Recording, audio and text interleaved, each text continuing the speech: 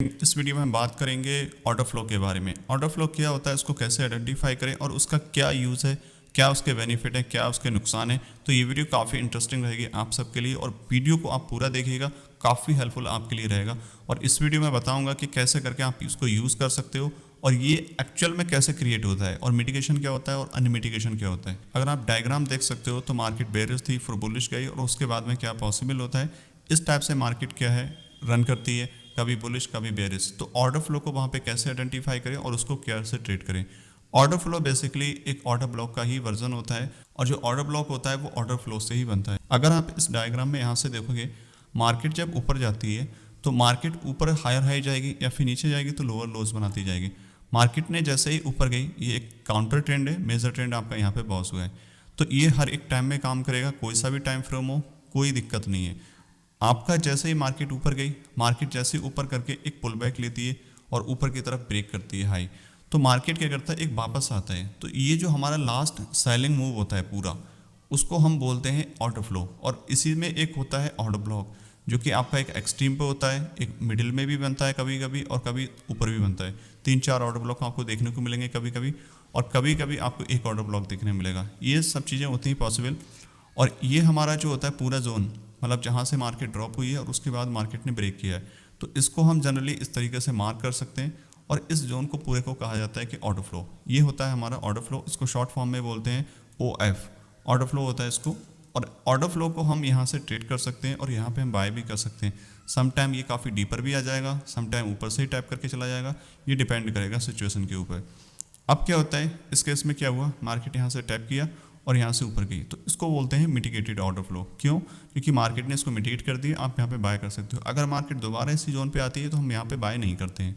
Second चीज़ क्या हुई, market again ऊपर गई और ऊपर जाने के बाद में अगर आप देखोगे, नोटिस करोगे, नेक्स्ट अटेम्प्ट में मार्केट यहाँ पे नहीं आई, मार्केट ने एक नया हाई क्रिएट कर दिया, तो इसको बोलते हैं अनमिटिगेटेड ऑर्डर फ्लो। ठीक है, ये हो गया हमारा अनमिटिगेटेड, क्योंकि मार्केट ने इसको टैप नहीं किया, मार्केट ने नया हाई क्रिएट कर दिया जो कि यहाँ पे है।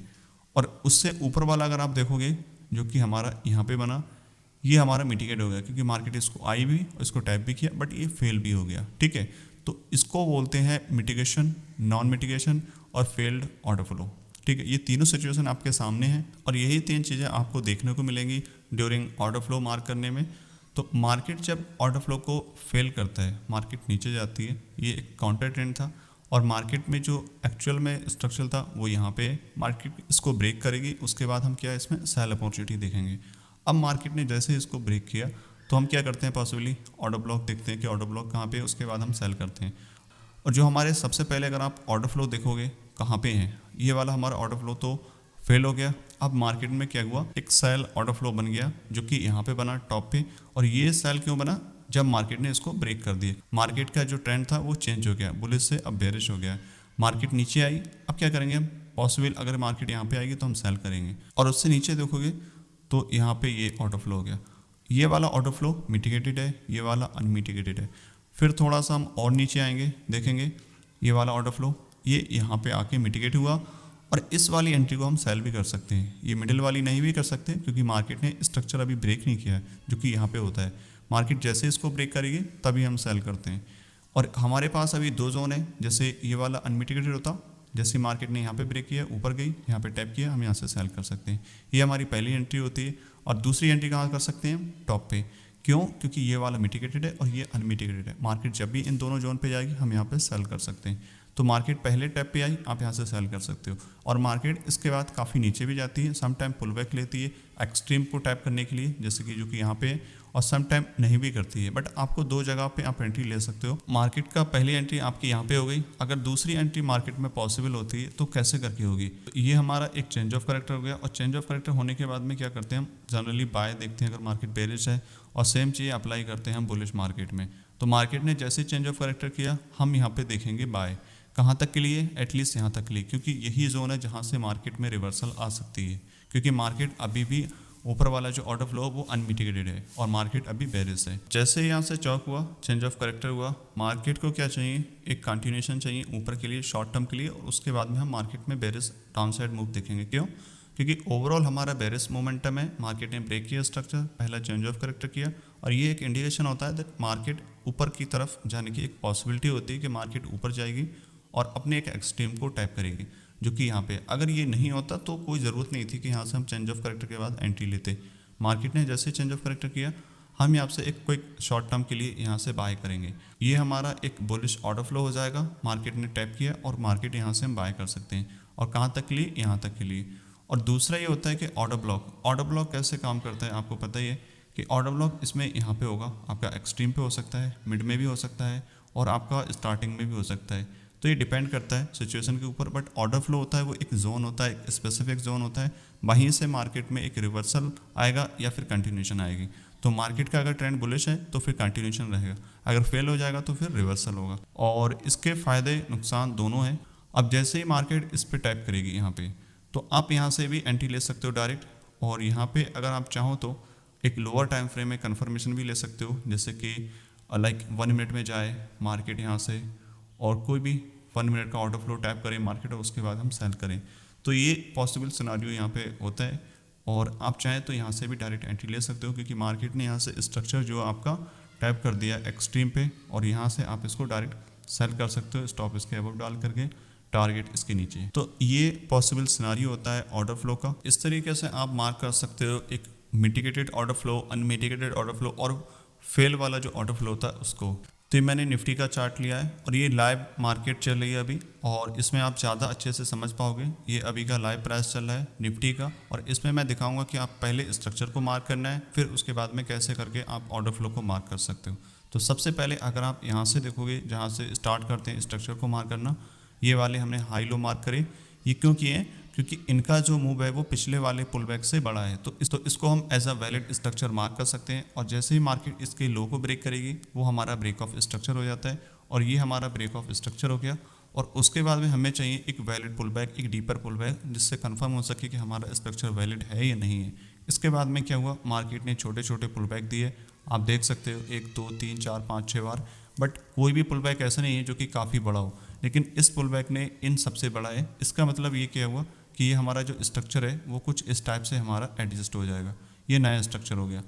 और मार्केट जब इसको ब्रेक करेगी तो हमारा क्या होगा, ये ब्रेक ऑफ स्ट्रक्चर हो जाएगा। इसको हम बोलेंगे ब्रेक ऑफ स्ट्रक्चर, क्योंकि मार्केट बेयरिश ट्रेंड में है। और जब मार्केट इस हाई को ब्रेक कर देगी तो वो हमारा चेंज ऑफ कैरेक्टर हो जाता है। अगर इसको ब्रेक करेगी तब भी हो जाएगा। मार्केट ने क्या किया, नीचे आई, इसके नीचे क्लोजिंग दी। क्लोजिंग देना ज़रूरी होता है, क्लोजिंग देने के बाद में ही कंफर्म होता है कि वो वैलिड ब्रेक ऑफ स्ट्रक्चर है। अगर क्लोजिंग नहीं दी, सिर्फ बिग बनाई है, तो वो ब्रेक ऑफ स्ट्रक्चर नहीं होता है, वो लिक्विडिटी स्वीप होती है। मार्केट नीचे आई, नीचे गई। अगर आप यहाँ से सारा कुछ मार्क करोगे, देखोगे कि आपका कहाँ पर जा कर के एक वैलिड स्ट्रक्चर बना है। तो ये सारे आप पुल बैक देखोगे 1 2 3 4 5 6, ये सारे इक्वल ही हैं, सिमिलर। बट ये वाला जो पुल बैक है, ये वाला, ये काफ़ी बड़ा इन सबसे। तो इसका मतलब क्या हुआ, हमारा जो लो कंसीडर होगा वो यहाँ पे होगा। ये हमारा लोअर लो हो गया, ये हमारा ब्रेक ऑफ स्ट्रक्चर हो गया। अब हम इसमें कैसे करके ऑर्डर फ्लो को मार्क कर सकते हैं, उसको कैसे करके ट्रेड कर सकते हैं। तो अभी आप यहाँ से देखोगे कि मार्केट ने जैसे ही ब्रेक ऑफ स्ट्रक्चर किया, इसके बाद में हमारा कहाँ पे लास्ट बाइंग मूव है सेल होने से पहले। इस वाले जोन में देखोगे तो यहाँ पे सबसे पहले मार्केट ने बाइंग की है, और उसके बाद में मार्केट में नीचे ड्रॉप किया है, और ये ब्रेक ऑफ स्ट्रक्चर हुआ है। मैंने जैसे बताया कि मार्केट जब भी ये स्ट्रक्चर ब्रेक करेगी, पहला वाला जोन होता है वहाँ पे भी आप सेल लग सकते हो, और एक होता है एक्सट्रीम पे। तो एक्सट्रीम में कोई ऐसा मूव नहीं बना जहाँ से आप इसको सेल कर सकते हो, पूरा एक सिंगल मूव है, और उसके बाद में एक छोटा सा पुल बैक यहीं पे हुआ है। तो ये हमारा ऑर्डर फ्लो होता है। मार्केट नीचे आई और यहाँ से इसको टैप किया, फिर नीचे आ गई। और जब मार्केट ने इस लो को ब्रेक कर दिया, मतलब ये वाला, ये बॉस नहीं है, ये सिर्फ काउंटर ट्रेंड है अभी भी। मार्केट नीचे आई तो इस वाले अगर जोन में आप देखोगे कि लास्ट बाइंग कहाँ से हुई है, जो कि यहाँ पे हुई है, और उसके बाद मार्केट इसको टैप करेगी, आप यहाँ से सेल कर सकते हो। सेम चीज़ यहाँ पे होगी, मार्केट जैसे इसको ब्रेक करेगा तो इस वाले में आपका कहाँ पे है ऑर्डर फ्लो, तो ये पूरा जो जोन है ये आपका ऑर्डर फ्लो हो जाएगा, क्योंकि यही लास्ट बाइंग मूव है बिफोर दिस ड्रॉप। तो इसको पूरे को आप मार्क कर सकते हो एज अ ऑर्डर फ्लो। और ये सारे मिटिगेट होते जा रहे हैं, और आप इनमें अगर मार्केट दोबारा इसी लेवल पर कभी भी आएगी, आप यहाँ से सेल नहीं कर पाओगे। क्यों? क्योंकि ये वैलिड नहीं रहेंगे, ये वन टाइम यूज़ होते हैं। जैसे यहाँ पे टैप किया, ये मिटिगेट हुआ, इसके बाद इनकी प्रोबेबिलिटी बहुत कम हो जाती है कि यहाँ से मार्केट डिरेक्शन दे। ठीक है, तो फिर क्या हुआ, यहाँ से मार्केट नीचे आई। जैसे ही मार्केट ने अगेन लो ब्रेक करा, आप देखोगे यहाँ पे आकर के आप क्या करोगे, जनरली यहाँ पे वेट करोगे कि ये वाला हमारा ऑर्डर फ्लो है, क्योंकि यही हमारी लास्ट बाइंग मूव है बिफोर दिस ड्रॉप। यहाँ पे आएगी, आप सेल करोगे, यहाँ पे स्टॉप इसके ऊपर डालोगे। इस केस में क्या हुआ, मार्केट ऊपर जाती है। मार्केट ऊपर क्यों जाती है, क्योंकि जब मार्केट में नीचे की तरफ कंटिन्यू ट्रेंड जा रहा है, एक पुल बैक आता है, पुल बैक लेने के बाद फिर एक मेजर मूव आता है। तो मार्केट को क्या चाहिए, ये ऑर्डर फ्लो फेल होना चाहिए। ये फेल हो जाएगा तो एक शॉर्ट टर्म के लिए पुल बैक जाएगा ऊपर की तरफ, और उसके बाद में फिर मार्केट में क्या होगा कि एक डीपर पुल बैक आएगा नीचे की तरफ, मतलब एक ट्रेंड कंटिन्यूशन रहेगा। मार्केट ने जैसे इसको ब्रेक किया, यहाँ पे आप देखोगे लिक्विडिटी स्वीप की है, उसके बाद में नेक्स्ट अटेम्प्ट में वो भी लिक्विडिटी स्वीप की। कहाँ पे जा करके इसको ब्रेक किया है, जो कि यहाँ पे क्लोजिंग दी है इस वाले पॉइंट पे। तो यहाँ पे आपका कोई भी ऐसा सिनेरियो नहीं है जहाँ पे आप इसको बाय कर सके, तो इस एरिया को आप अवॉइड कर सकते हो, क्योंकि लिक्विडिटी स्वीप हुई है तो वहाँ पे बाय करना एक रिस्की हो जाता है, बिकॉज हम पहले ही एक बेयर्स मार्केट में। अब हमें चाहिए होता है कि हमारा जो प्राइस है वो एक्सट्रीम पे टैप करे, उसके बाद हम उसको सेल कर सकते हैं। बट यहाँ पे कुछ ऐसा क्लीन नहीं है जो कि आप उसको ऑर्डर फ्लो आइडेंटिफाई करें। अगर आप पूरे को ऑर्डर फ्लो आइडेंटिफाई करोगे तो ये आपका एक्चुअल में पूरा ऑर्डर फ्लो है, ठीक है, इसको आप आइडेंटिफाई कर सकते हो। बट ये मिटिगेट हो गया तो इसका मतलब ये हमारे उतना काम का नहीं है, और हमें वेट करना होगा कि कोई रिवर्सल का साइन मिले और फिर हम वहाँ से सेल करना स्टार्ट करें। मार्केट का अगर आप रिसेंट स्ट्रक्चर जब यहाँ पे ब्रेक हुआ इस वाले पॉइंट पे, और उसके बाद में इसके अब क्लोजिंग दी, फिर क्या हुआ, आपका रिसेंट वाला आपको ऑर्डर फ्लो मार्क करना होगा, जो कि यहाँ पे मार्केट ने इसको टैप किया, रिएक्शन भी दिया। बट यहाँ पे आपको बाय क्यों नहीं करना है, क्यों, क्योंकि हम पहले ही एक्सट्रीम लेवल पर आ चुके हैं। यहाँ पे बाय करना बहुत ज़्यादा रिस्की होगा। हमें चाहिए सेल अपॉर्चुनिटी, और वो कब मिलेगी, जब ये हमारा कोई भी ऑर्डर फ्लो फेल हो जाएगा। मार्केट ने इस ऑर्डर फ्लो को टैप किया, और टैप करने के बाद में क्या किया, इसको फेल कर दिया। अब ये फेल हो गया हमारा, मार्केट नीचे आ गया। अब हमें चाहिए सेल एंट्री। अब सेल एंट्री कहाँ कर पाएंगे हम, ये हमारा ऑर्डर फ्लो हो गया ये वाला, ठीक है। तो ये वाला जोन जो हमारा हो गया वो सेल का हो गया। मार्केट यहाँ पे आएगी, हम टैप करेंगे और सेल कर देंगे। बट मार्केट ने यहाँ पे टैप नहीं किया, मार्केट ने एक नया लो बनाया, और उसके बाद में एक नया ऑर्डर फ्लो भी बनाया, और फिर मार्केट नीचे आ गई। लेकिन ये वाला हमारा सेल फ्यूचर में काम आएगा जब तक ये हमारा ब्रेक ऑफ स्ट्रक्चर हो गया।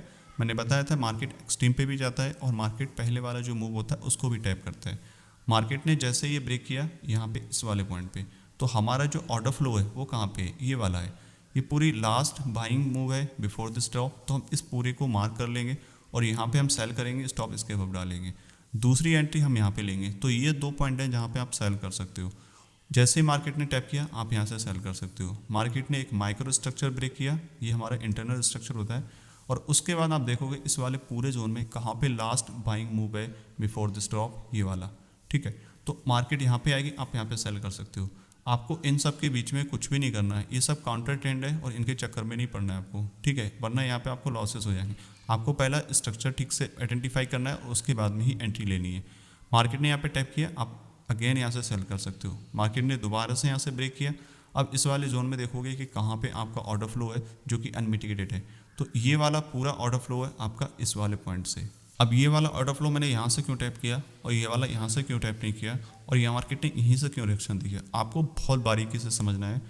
ये वाला आप देखोगे, मार्केट ने जैसे ही मार्केट ऊपर गई, ये सारा इंटरनल रेंज है। एक्चुअल में आपका बाइंग यहाँ से है, ये नहीं है। ये तो इस हाई को ब्रेक भी नहीं किया है, तो ये हमारा क्या होता है, इंटरनल स्ट्रक्चर होता है।